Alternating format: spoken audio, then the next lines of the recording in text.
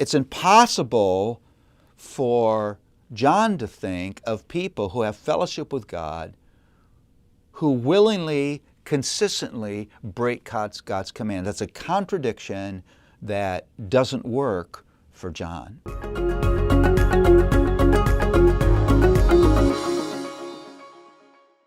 Well, I would title 1 John, Genuine Fellowship with God. The theme of this wonderful letter is fellowship with God. And John is very intent on rooting his readers in the truth that there's no such thing as fellowship with God that doesn't have its foundation in the person and work of the Lord Jesus Christ.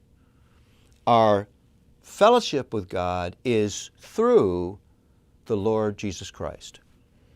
That sin broke that fellowship, and Jesus had to come, again, to live the life that we could not live, die the death that we should have died, rise again, conquering sin and death. He is our advocate. He is our righteousness. He is our propitiation.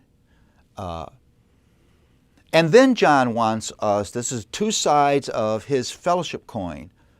He wants us to understand that the expression, the fruit of fellowship with God, is transformed living. So, two things he has on the two sides of his gospel coin, his fellowship with God coin is, foundation is Jesus Christ. The result of that fellowship is gospel living. And this little letter is organized by three signs of gospel living. Three signs of true faith, true fellowship with God. First is the moral sign. Do you keep God's commands?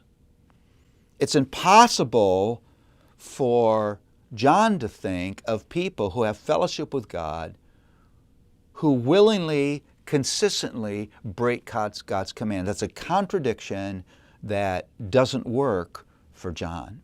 So there's a moral sign. There's the theological sign. Do you believe Jesus is the Son of God? That's the watershed. And you know that there are many people outside of the church who would recognize that Jesus was a great teacher, a good man.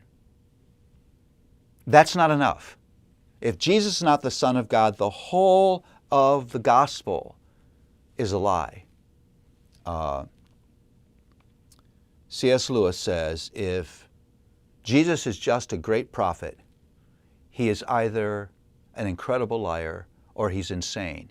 In either case, he's not worth following because he declared himself to be the Son of God. That's exactly where John is. Do you believe in the Son of God? And then there's the affection sign. Do you love God and His people? I think these three hold a wonderful mirror up for all of us. Are we zealous to keep God's commands?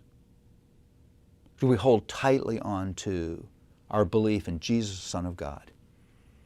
And do we live a life of love for God and love for His people? Now, why those three signs? Because John says the grace of the gospel transforms you.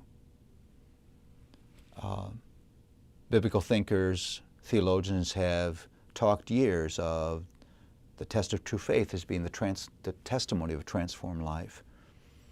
There's no such thing as true faith, grace at work in a person's heart, and that person's life remaining the same. This book about fellowship with God really becomes an argument for the transforming power of grace. God's grace transforms your morality. God's grace gives you a brand new worldview and a theology of Jesus at the center. God's grace transforms the loves of your heart. where love of God and His people becomes the most important love to you. What does fellowship with God look like? Well, it looks like more than joyfully singing on Sunday. It looks like a life that's transformed.